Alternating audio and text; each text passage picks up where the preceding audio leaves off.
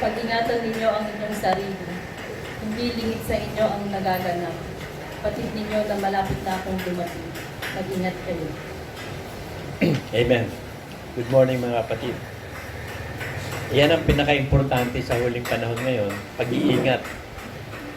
Kasi lalabas na maraming false teachers, mga false prophets, na ililigaw ang mga tupa ng Diyos. Pero salamat sa Diyos, hindi tayo maililigaw. Sapagkat nabiyayaan tayo ng Diyos. Binigyan tayo ng isang tunay na espiritu ng pananampalataya. Yung iba nakakaawa eh. Makikita nyo talagang seryoso sila, di ba? They were sincerely wrong. Sincere yung kanilang paniniwala, pero wrong. Pero tayo hindi eh. Binigyan tayo ng liwanag ng Diyos. Binigyan tayo ng Diyos ng espiritu ng pananampalataya na nagliligtas. Naiintindihan natin kung ano kalooban ng Diyos. Nauunawaan natin kung ano ang gusto ng Diyos. At ang pinakamahalaga, nagagawa natin. Napiliin ng gusto ng Diyos na maging alagad ng Panginoong Hesus. Kasi ito na yung huling panahon na ang banal, nagpapakabanal-banal. Na ang ibig sabihin na binanal ka, ginawa kang anak ng Diyos, binigyan ka ng Espiritu Santo, binigyan ka ng Espiritu ng pananampalataya, mag-ingat ka sa iyong sarili. Baka ihulog mo pa ang sarili mo. Sinangkapan ka na ng lahat. Lahat ng kalooban ng Diyos, lahat ng kapangyarihan ng Diyos, binigay na sa iyo. Hindi ka pa ba mag-iingat niyan? Mag-iingat ka kasi baka mamaya mahulog ka sa sarili mong katiyagaan. Magsawa ka katulad ng Israel. Na nagsawa. Nakipag-asawa sila sa ibang asawa. Nag-commit sila ng spiritual adultery. Sumamba sila sa mga Diyos-Diyosan. Kaya ang ginawa ng Diyos, pinakalat na sila. At ililigtas sila dahil may pangako kay Abraham. May pangako kay David na ililigtas niya ang bayang Israel. Pero mga tribulation saints sila. Hindi katulad natin mga hintil, nasa huling panahon tayo ngayon na tinatawag na ng Ama. Ang lahat na sa Kanya, ipinagpe-pray ng Panginoong Hesus, kasama tayo nagpe-pray. Na yung kahustuhan bilang ng kapunuan ng mga hintil ay mangyari na. Upang yung pangako ng Panginoong Hesus na pagbabalik niya, pabababain na siya. Pag kumpleto na yung bilang, na ipaghanda na tayo ng titirhan sa langit, bababa na ang Panginoong Hesus. Yun na lang ang hinihintay natin eh. Yung makumpleto yung bilang.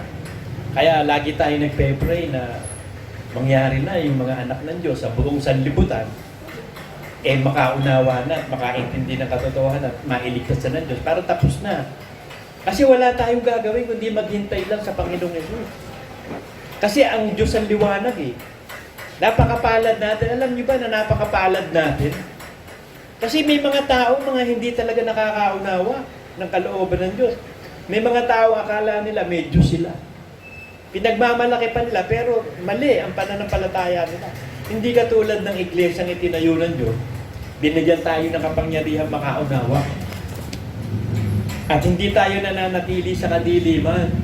Inalis tayo sa kadiliman, dinala tayo sa kagilagilalas na liwanag.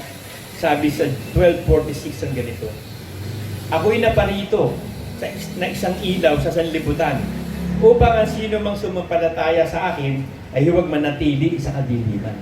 Kasi yung mga unbeliever, may kapangyarihan si Satanas eh. Siya ang hari ng sanlibutan ito. Ang Diyos ng sanlibutan ito ay si Satanas. Binulag ng Diyos ng sanlibutan ito ang pag-iisip ng mga hindi sumasampalataya. Kaya hindi sila nakakaunawa. Kaya akala nila nananampalataya sila. Hindi. Binulag sila ni Satanas. Sabi sa 2 Corinthians 4:4. Eh mapalad tayo. Sinuportahan tayo ng Diyos na hindi tayo binulag ni Satanas. Ibinigay sa atin ng liwanag para makaunawa, makakilala. Sabi sa 2 Corinthians 4:4 ang ganito. Na binulag ng Diyos ng sanlibutan ito. Kasi si Satanas ang Diyos ng sanlibutan ito, makasanlibutan, makalaman. Ang Diyos dito, si Satanas na Diyos ng kadiliman. Wilderness tong earth eh. Kaya natatandaan niyo yung tawag sa Israel ng awa, Church in the Wilderness. Naglakabay sila sa disyerto, sa wilderness. Ganon din ngayon. Tayo yung Church in the Wilderness kasi madilim ang mundo eh. Pinagarian ng kadiliman. Ibinigay na ng Diyos kay Satanas na maghari ang kasamaan dito sa lupa. Kasi protektado naman niya yung mga anak niya eh. Ang hindi mapoproteksyonan, yung anak ng demonyo. Eh, hindi naman concern ng Diyos sa anak ng demonyo. Si Satanas ang concern sa kanila. Ang Diyos, concern sa atin. Kaya pinag-iingat lang tayo na magsanay sa kabanalan. Huwag ka na maging matigas ang ulo. Kasi patapos na eh. Into the home stretch na eh. Baka mamaya makasama ka pang mabulag. At binulag ng Diyos ng sanlibutan ito ang mga pag-iisip ng mga hindi nagsisisambala upang sa kanila ay huwag sumilang ang kaliwanagan ng Ebanghelyo ng kaluwalhatian ni Kristo na siyang larawan ng Diyos. Si Kristo ang larawan ng Diyos. At ipinakita ng Panginoong Hesus kung paano ang pagsunod ng isang taong may Diyos. Isang taong pinananahanan ng Espiritu Santo. At yung lahat ng ginawa ng Panginoong Hesus, isinulat. Ngayon, ang ginawa naman ng Diyos sa atin, para tayo makaunawa, binigyan tayo ng Espiritu ng karunungan, kaalaman at pangunawa. Sabi sa Ephesians 1:17.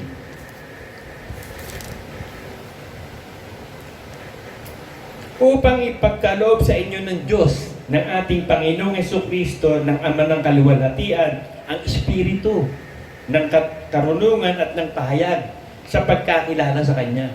So kapag ang isang tao hindi nabigyan ng Diyos ng espiritu ng karunungan, espiritu ng kapahayagan, ng kaunawaan, hindi niya makikilala ang Diyos. Tatandaan niyo yung si Lydia na nagninegosyo ng tela, yung mga mamahaling gulay ube, na nakikinig kay Pablo, talagang masugid yung faith niya eh. Nakikinig siya, nakita ng Diyos, may calling siya. Ang ginawa ng Diyos, binuksan yung pag-iisip niya, ibinigay yung espiritu ng kaunawaan, sabi sa Acts.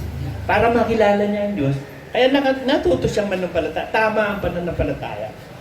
Ganun na nangyari sa atin. Kasi ganun na nangyari sa akin. Hanap ako ng hanap sa Diyos, hindi ko matagpuan eh.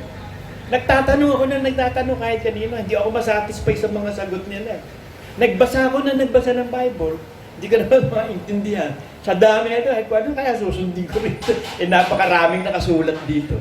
Wala pang espiritu ng kaunawaan eh. Wala pang espiritu ng karunungan at kapahayagan. Ang ginawa ng Panginoong Hesus, nagpakilala siya sa atin. Kaya sabi niya, hindi ko kayo ibibilang na alipin, kundi kaibigan. Kasi yung alipin, hindi nakikipagkwentuhan yun sa amo. Hindi sinasabi ng amo kung ano plano niya sa alipin eh. Pero kaibigan, makikipagkwentuhan. Mag-chat tayo, mag-Facebook tayo, mag-messenger tayo, sabi ng Diyos. Mag-usap tayo, magkwentuhan tayo. Ikwento mo sa akin ang gusto mo ikwento. Pag may difference, aayusin natin. Kasi ang gusto ng Diyos, relationship. Ng ama sa anak talaga. Ng kapatid sa Panginoong Hesus. Siya yung kuya eh. Lumapit tayo sa kuya natin. At yung kuya natin, malakas yun sa ama. Hindi pahihindian ng ama yung kuya. Huwag po kuya. So napakahalaga mga kapatid na magpatuloy tayo na maging mapagpasalamat tayo sa Diyos. Kasi biruin mo, nakaintindi ka, ilang bilyon ang tao sa mundo. Sa tingin ko, halos 1 bilyon lang ang maliligtas. Kasi ang laki lang ng United States yung New Jerusalem. Ang populasyon nila doon, 1 bilyon lang yun sa United States. Yung mga structure pa doon, yung mga building, yung mga hardin pa doon sa loob, yung mga pillars pa doon, yung mga puno, yung karsada, yung parang park yung New Jerusalem eh. May garden, nandun ang trono ng Ama, trono ng Anak, yung trono natin lahat. Mauupo din tayo doon sa New Jerusalem. Kanya-kanya tayo ng trono doon. Kaya dito pala sa lupa, sanayin mo na ang sarili mo na magpakalinis, magpakabanal. Kasi minsan lang ibinigay itong liwanag na to. Minsan lang itong pananampalataya to, hindi ito uulitin. Kaya yung pagpapalang binigay ng Diyos sa atin, huwag mo sasayangin. Yung chance ng pagiging anak ng Diyos, magpatuloy mo na maging tunay na anak ng Diyos. Kasi binigyan lang tayo ng kapangyarihan, sabi sa John 1:12. Kapangyarihan lang na maging anak ng Diyos.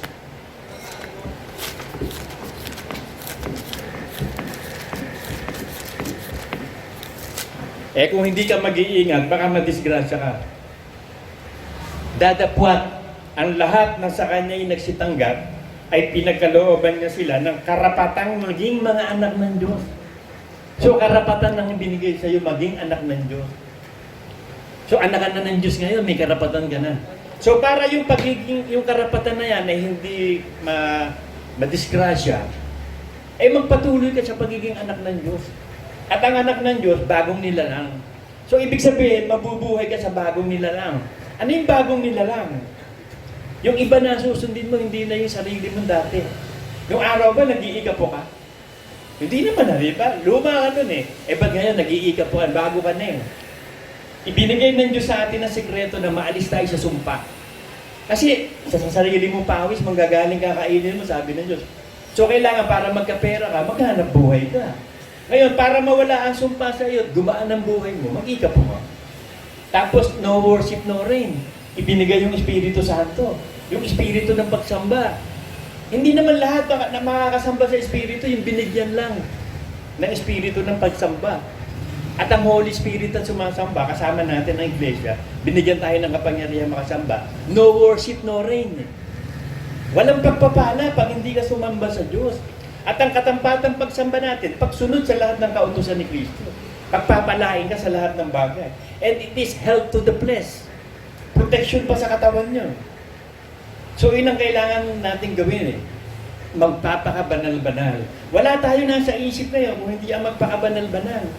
Kasi malapit na eh. Konting panahon na lang eh. Anytime rapture na eh. Kasi sinubukan na buong mundo eh. Buong mundo na to eh. Hindi naman nangyayari. Nangyari ba ito nung araw? Kahit last 10 years ago, nangyari ba to? Hindi naman. Ngayon lang eh, 2019. Kaya COVID-19 eh. Itong 2019 na to. Ayaw umalis, di ba? Parang ano to eh. Parang langaw sa ebak.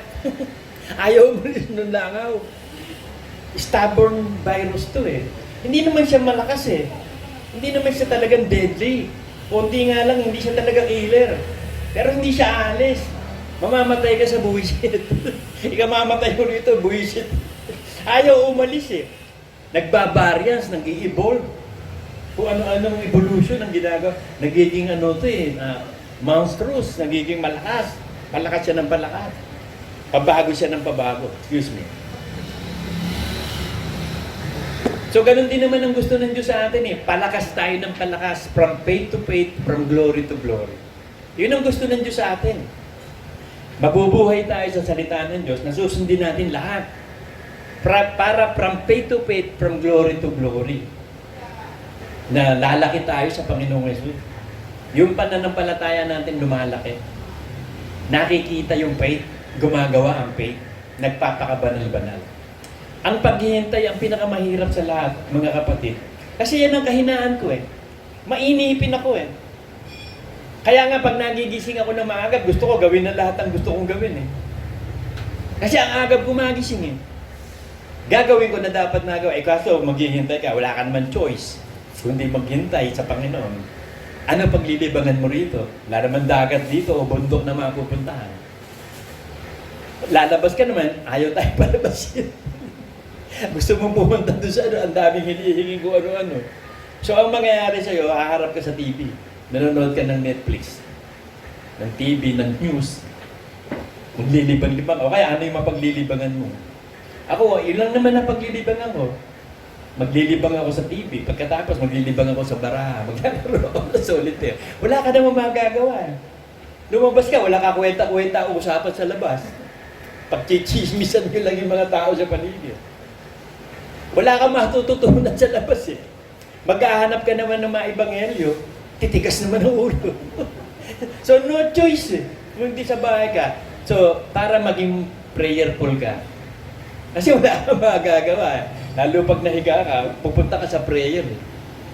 Dadali ka ng Diyos sa prayer. Si Rudy Fernandez, natatanda ko, di ba may cancer yan? Sabi ni Rudy Fernandez, naiinis na nga ako dito sa sakit ko eh. Lahat ng telenovela, tsaka soap opera sa TV, napanood ko lahat, sundan ko lahat, sabi niya. Eh wala siya magawa eh.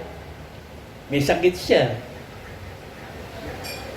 Ginagamot yung sakit niya sa cancer, hanggang sa namatay na lang.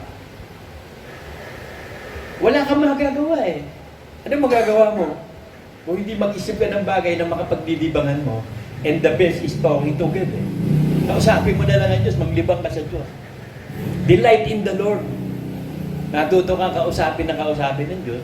Hanggang sa matagpuan natin kung paano makipag-usap. Hanggang ngayon, alam nyo, hindi pa ako marunong makipag-usap sa Diyos. Yung talagang sasagot siya na maririnig ko, hindi pa rin. Hindi pa rin talaga. Ewan ko yung iba, ba't ang gagaling? Naggagaling nila, nakakausap daw nila yung Diyos. Ito sabi sa akin ni Lord, totoo kaya sinabi sa kanya yun? O gusto lang magyabang? Kailangan maging truthful tayo sa sarili natin. Eh. Kahit noon pa, nung kay Brother Ross, papupuntahin kami sa sanctuary, maghintay daw kami kausapin ng Diyos. Naku, talagang sa kagustuhan ko talagang makausap ang Diyos. Nakasama ko pa doon si Bombet, kaming dalawa, nasa sanctuary kami. Hintay ako ng hintay, Lord, magsalita ka naman. Nakarinig ako ng sabi niya, you are my son. Sabi niya, ako, you are my son. Tapos ang kasunod nun, you are my son. Sabi ko, kanta pa. Akala ako nagsalita na. You are my son, you are my son. Sinundan ko na, you made me happy. The sky is blue. Kasi kung kakausapin ka ng Diyos, alam niyo, hindi naman kailangan magsasalita siya sa'yo kung gusto niya kausapin ka. At gagawa siya ng paraan na rinig mo itinig niya. Hindi yung hintay ka ng hintay. Ang waiting in the Lord, yung pagsunod sa utos ni Kristo, habang naghihintay tayo, we are waiting in the Lord. Nananatili kang banal. Pinagpapatuloy mo yung pagsunod sa kalooban ni Kristo. Yun ang waiting on the Lord. Hanggang sa dumating na siya, na sumusunod ka sa kalooban ng Diyos, tigtas ka. Pero yung talagang kausapin, marirealize mo na lang kapag tapos na. Na kinausap ka pala ng Diyos, sinabi pala sa iyo, tapos na. Parang pulis eh. Tapos na yung krimen bago dumating. Habang nagagana pa, walang pulis eh. Pero pag tapos na yung krimen, ang daming pulis. May pa picture, taking pa. Naka-video pa. Samantalang nung panahon na kailangan sila, wala. Tapos na pag dumarating. So, ang pinakamahirap talaga mga kapatid, maghintay. Maghintay. Kaya ako, hindi ko kaya maghintay ng matagal eh. Tatanda ko talaga si baby, nakuwento ko na ito sa inyo eh. Eksakto, hindi nyo napapasin, eksakto ko sa oras lagi. Kapag yung Thursday, ay sabi ko sa inyo, i-synchronize nyo yung orasan nyo sa orasan ko. Kasi I am exact man. I am the exact man. Yay! Ganun eh. Gusto ko lagi eksakto. Ayoko nung kulang, ayoko nung sobra. Kung ano yung sinasabi, alas 10. Late pa nga ako ngayon. 10:01 na ako nakalabas kasi nag-CR muna ako eh. Inabot ako ng 1 minuto doon sa loob eh. Eksakto 10 eh. Nakasynchronize to sa ano yun? Sa 8-8 to, sa Karambola. Favorite kong panoorin niya, Karambola. Kasi ang dami mo matutunan ng kina Trixie Angeles, magaling na abogado. Tsaka yan sina Banal. Puro mga UP ano yan eh. UP graduates, galing sa mga Ateneo, sa law. Puro matatalinong tao, yung sinasabi, ang gusto ko sila, tapat sila. Hindi sila nanloloko ng tao. Yung journalism nila, totoo. Ini-expose nila yung mga kamalian ng mga senador. Nag-i-expose sila ng mga mali. Minumulat nila ang Pilipinas sa tama tungkol sa politika. Yun ang kagustuhan ko sa kanila. Eh, minsan magsasawa ka rin kasi paulit-ulit din eh. Pero sa Word of God, hindi ka magsasawa, di ba? Kahit magpaulit-ulit, hindi ka magsasawa eh. Ako nga eh, pag ako nakikinig, di ba, tapos niya, panonoorin ko, meron akong collection videos eh. Pinapanood ko pa yun, yung collection videos, dire-diretso. Minsan marinig ko, ang ganda ng tinuturo ng Diyos dun ha. Na ako pa natututo talaga, ang ganda, kung hindi ako yun. Kasi nagagandahan ako yun, hindi kinabisado ko sana. O ako yun, di sana. Pero hindi ang Diyos eh. Ang Diyos ang nagpapaliwanag talaga. Siya yung nagbibigay ng karunungan, ng kapahayagan sa atin. Na makaunawa, makaalam. Kaya yun ang pinagpapasalamat natin sa Diyos eh. Hindi tayo masisingitan ng false teaching. Kasi kilalanin ako ng Diyos eh. Ako yung kalaban ng mga false teachers. Yung mga false teachings, kasi may mga nagpo-false teaching ng mga pastor eh. At tulad ng halimbawa nito, may isa sa LCJ Ministry, false teacher eh. Sabi niya, kanina, nabuksan ng langit, kinausap ako ng Ama. Sabi ko, na useless na si Kristo. Dumirekta ang Ama sa kanya. Hindi nga dumirekta sa tao nga eh. Pinababa pa yung salita para maging laman eh. Dumaan siya kay Kristo. Kaya ang daan papunta sa kanya si Kristo eh. Ito direct eh. Paano ka maniniwala sa siguro sa kagustuhan niyang masabing spiritual siya, masabi na inakausap siya ng Diyos, Nagkakaroon siya ng ng fable sa isip niya. Fairy tale ang sinasabi. Nabuksan ng langit. Kinausap ako ng Ama. Hindi nga sa mga anghel nga siya noong una eh. Tsaka na lang sa pinababa niya ang Panginoon Jesus, nagsalita na siya sa pamamagitan ng lahat na ng revelation galing na kay Kristo. Sabi sa Hebrews 1.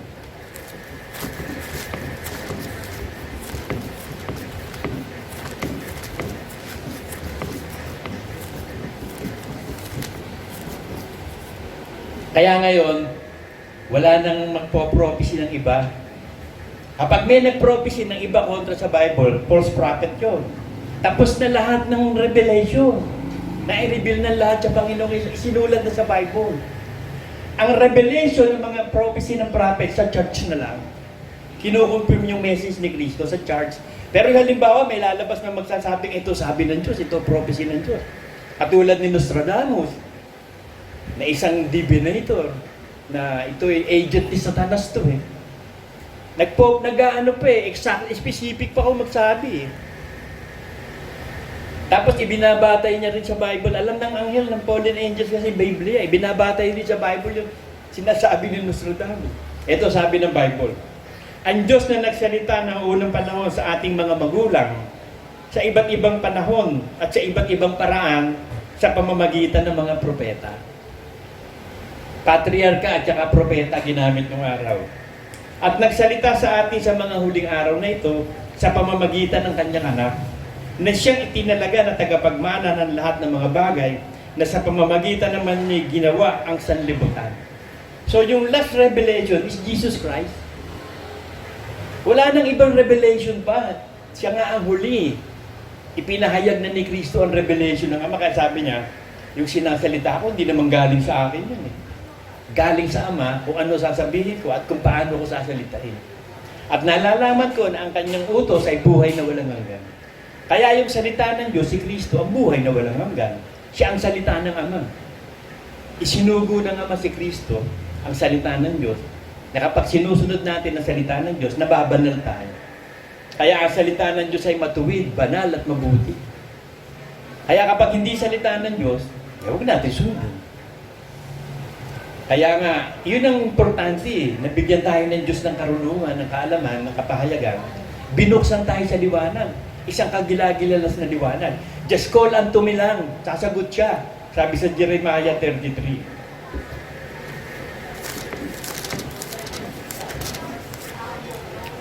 Jeremiah 33:3. Pag meron kang tanong, meron kang gustong maalaman, kausapin mo ang Diyos. I-reveal sa iyo yung tanong mo. Ito sabi niya. Tumawag ka sa akin at ako'y sasagot sa iyo. At ako'y magpapakita sa iyo ng mga dakilang bagay at mahihirap na hindi mo nalalaman. Pakikita ng Diyos sa iyo yung mahihirap na bagay na hindi mo nalalaman. Ipapaalam. Kaya kapag ang Diyos nagbigay ng revelation, makikita, minsan pag may revelation, sabi, bago yun ah. Bago yun, sinabi ko na yun ah. Ngayon ko lang narinig yun. Nagbibigay ang Diyos ng kapahayagan.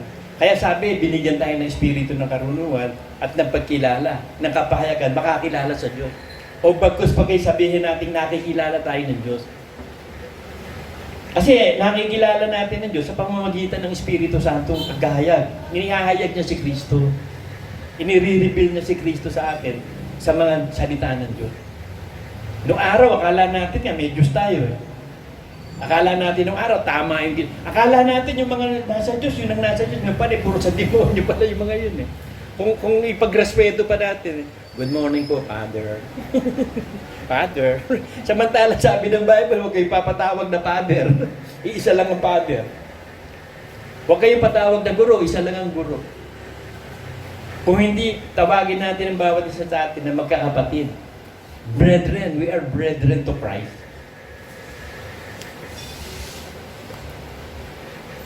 Sabi ng John 8:12, ang ganito.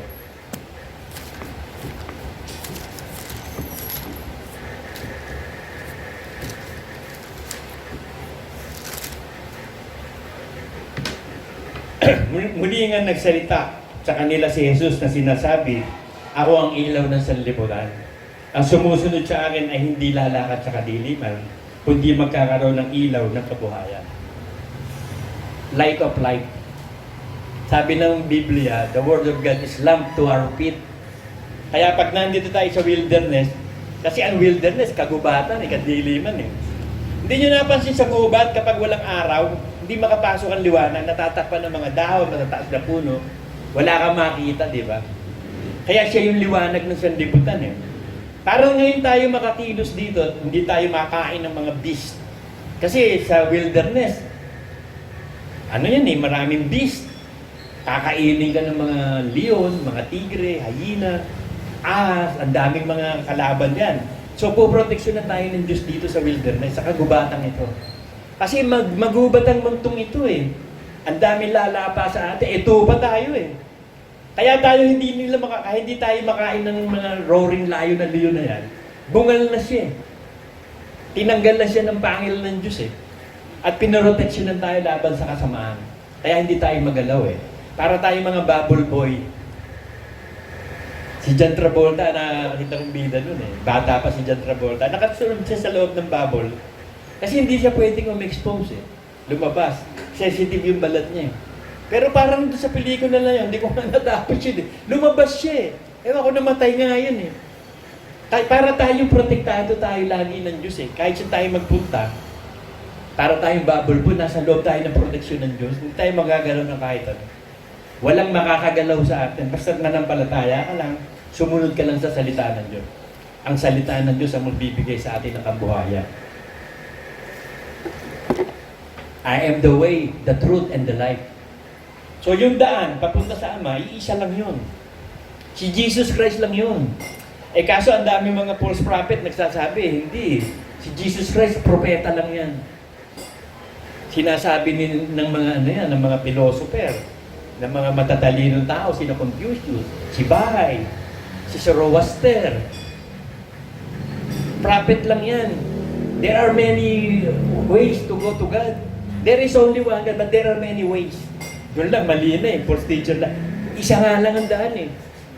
There is no name given under heaven that we could be saved. Only in the name of Jesus. Only. Only in the name of Jesus Christ. Kaya pag naligtas ng lahat, papalitan na yan. Controversial eh. Papalitan na yung pangalan Jesus. Hindi natin alam ano kaya ang ipagbigay. Kasi yung pangalan Jesus, Savior yun eh. Tagapagligtas eh. Eh nailigtas na, ano na kaya ibibigay na pangalan ng Diyos sa Kanya? Ano na magiging pangalan? Pangalan nga natin dito eh. Kung napapangitan ka sa pangalan mo, okay lang yan. Papalitan niya ng pangalan, magandang pangalan. Hindi rin natin alam yon. Surprise yun eh. Bibigyan ka ng batong puti. Tapos ikaw lang ang makakaalam ng pangalan mo. Eh kung hindi ka naman sakim, mabibigay mo sa amin ang pangalan mo. Kasi pag hindi, baka sutut, ayaw mo ibigay pangalan mo, kabastusan yun eh. Ano yun? Multo? O kaya, aso.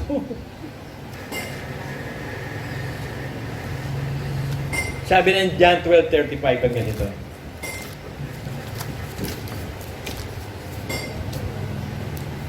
Kasi malapit nang alisin ng liwanag dito sa lupa eh. May isang pumipigil kaya hindi ma-expose sa Antichrist yung iglesia na kukunin. Sabi sa 2 Thessalonians. Ngayon dito, kailangan nasa iyo yung liwanag. Sinabi nga sa kanila ni Jesus, kaunting panahon na lamang sasagitnaan sa inyo ang ilaw. Kayo'y magsilakad samantalang nasa inyo ang ilaw. Upang huwag kayong abuti ng kadiliman at ang lumalakad sa kadiliman na hindi malalaman kung saan sa tutungo. Kasi malapit na magdilim. Magkahari na yung Antikristo. Padidiliman na yung todo itong earth na to. Hahayaan na talaga na mamuno na. Magkakaroon ng new world. One world government. One world religion. Ngayon pa nga, cashless society na halos eh. Di ba? Hindi nyo napapansin? Puro mga online business na ngayon. Puro online na. Wala nang contact sa tao. Yung pala yun eh, no? Hanggang sa dumating na yung pagtatatak ng Antichrist sa kanang kamay at sa noo, hindi na QR code. Yung QR code mo na, yung tatak sa kamay mo, yung ibabaw ng RFID sa'yo. Ngayon, may mga RFID na rin. Sa kotse nga lang ginagamit ngayon ng RFID sa North Expressway tsaka sa South. Kailangan may load ka doon. Pagdaan mo doon, i-scan lang ng computer yun doon. Lusot na yung kotse mo. May RFID. So, i-scan mo lang eh. Di ba ngayon, puro mga credit card, ATM card, i-scan mo lang eh. Kita nandun ang presyo, kung magkano nabili mo. Ito, makukompleto na pati eh. Nandun na lahat sa iyo eh, ng impormasyon nandun na. Malapit na lumabas yung national ID natin dito eh. Tinatrabaho na yan eh. Kasi ang kasunod niyang national ID na yan, sa Antichrist na eh. Pagtatatak na yun eh. Kasi no one can buy, no one can sell without the mark eh. Tapos magkakaroon ng control ng Antichrist eh. 1 kilo lang sa bawat isang pamilya. Kasi may scarcity ng food eh. Kasi lalo na kapag yung bumabaksak na yung wormwood, yung asteroid, babaksak sa dagat. Mamamatay ang 1/3 na hayop sa dagat. Magkakaroon ng effect yun sa mga land animals, magkakaroon ng effect yun sa mga puno, sa lahat-lahat. Lalong taggutom yun, simula na nga ng kahirapan ngayon, lalo yung panahon ng tribulasyon. Meron nga hindi mamamatay ang mga tao, hanapin nila yung kamatayan, hindi sila makakakita ng kamatayan. Hindi ko matandaan yun kung Revelation 9:6 yata yun. Tingnan natin.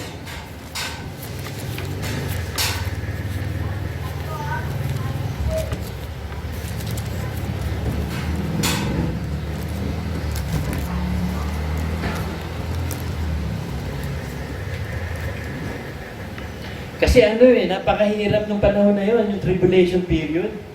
Napakatindi. Kasi nagkaroon na rin ng tribulation period ang panahon ng Israel nung kay panahon ni Moses eh. Nag-aari ang Paraon doon, si Satanas, para makalaya sa Egypt ang Israel, nagpasa ng mga plagues ang Diyos, di ba? Ngayon, grabe ito. Uulitin uli yung istorya na yun. Ngayon lang, talagang in a higher degree. Binuhin mo, pag lumabas ka, masusunog ka. Tapos may time na hindi ka mamamatay, gusto mo magpakamatay, hindi mamamatay. Gaano katindi yun? Sa hirap ng dinadanas nila, gusto na nilang mamatay. Kasi yun ang easy way out sa hirap eh, mamatay. Wala eh, tataka sa kamatayan, sabi, basahin natin. Revelation 9:6. At sa araw na yun ay hahanapin ng mga tao ang kamatayan. At sa anumang paraan, hindi nila masusumpungan. Sa anumang paraan na hindi masusumpungan. At magnanasa silang mamatay at ang kamatayan tatakas sa kanila. Gusto na mamatay, hindi pa mamamatay. Grabing parusa kasi napakatindi nun eh. Ang tagal I beseech you, brother, nakikiusapan Diyos sa mga tao. Na sige, manampalataya na kayo para mali. At tigas ng ulo, hanggang sa dumating na nga yung araw na tapos ng grasya. So ito na, ibubuhos na niya ang galit niya. Kaya yung galit ng Diyos, ibubuhos na niya sa tribulation period. Sa mga matitigas sa ulo, sa mga hindi sumusunod, sa mga walang pananampalataya, sa masasama, sa mga wicked. Kaya buti na lang tayo, tinawag tayo ng Diyos, iniligtas tayo sa kadiliman, tapos naman ililigtas naman tayo talaga sa kamatayan. Kasi ang unang pagliligtas na ginawa ng Diyos sa atin sa kadiliman inalis tayo sa pagkakahawak ni Satanas. We are free from the law of sin and death. Kasi ang humahawak sa atin, kasalanan tsaka kamatayan. And the wages of sin is death. Sinulot ng Panginoon yun sa cross Binayaran ng dugo ni Kristo, yung wages of sin is death. Kaya ang namatay sa Kanya, yung katawan lupa, na inilagay doon lahat ng kasalanan. Kaya namatay yun. Para matubos ang kasalanan. So, natubos na ang kasalanan. So, wala nang kapangyarihan si Satanas. Kaya we are free from the law of sin and death na. Sabi sa Romans 8:2.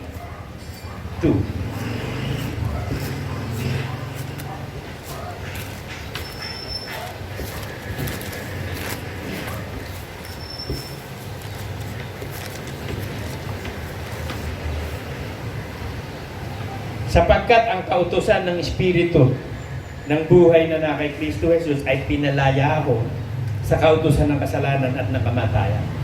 Yung one nito, maganda to pero dapat sa King James Version, yan ang English Sa Tagalog, ito, kinurap nila Hindi lang corruptor sa gobyerno, meron. Pati Bible, kinukorap Inumit yung mga nakasulat dito Ninakaw. Ninakaw nung naggawa nito. Kasi bitin nakalagay, madalas sabihin nga ito Ngayon wala nang anumang hatol sa mga nakay Kristo Jesus. Ay, ba't yung demonyo nakay Kristo Jesus din ay patahatulan? Hindi naman nabuhay sa Espiritu Santo yun. Sa masamang espiritu na buhay ang demonyo. Sa espiritu ni Satanas. Evil spirit ni Satanas na buhay. Hindi sa espiritu ng Diyos na Holy Spirit.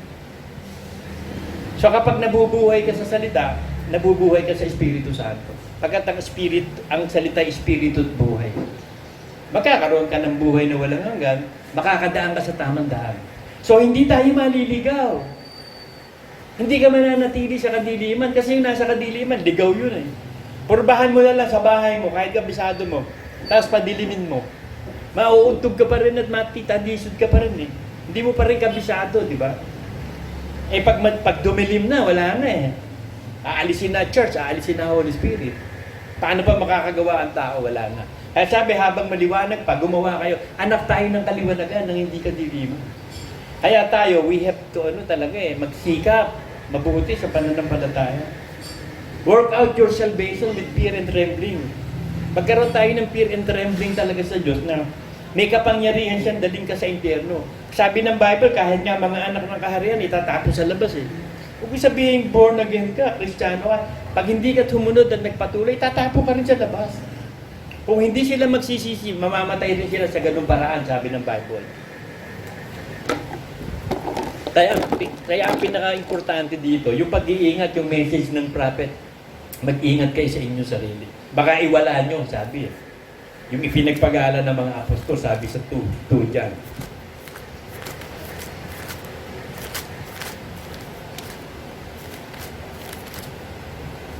John 8:8. Second letter of John, verse 8.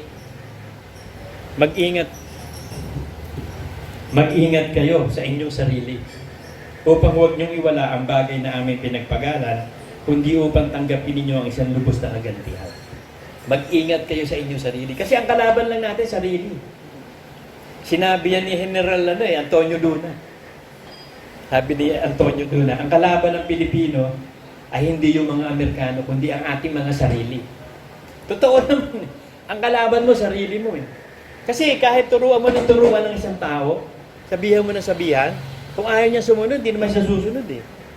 Miski ikaw, paulit-ulit kang tinuturuan ng Espiritu, ayaw mo sumunod, hindi ka rin susunod eh. Kaya ang gusto ng Diyos, yung lagi sumusunod. Kaya ibinigay yung Holy Spirit eh. At saka binago tayo, ginawang bagong nilalang, para pag bagong nilalang ka na, susunod ka na sa Holy Spirit. Amen.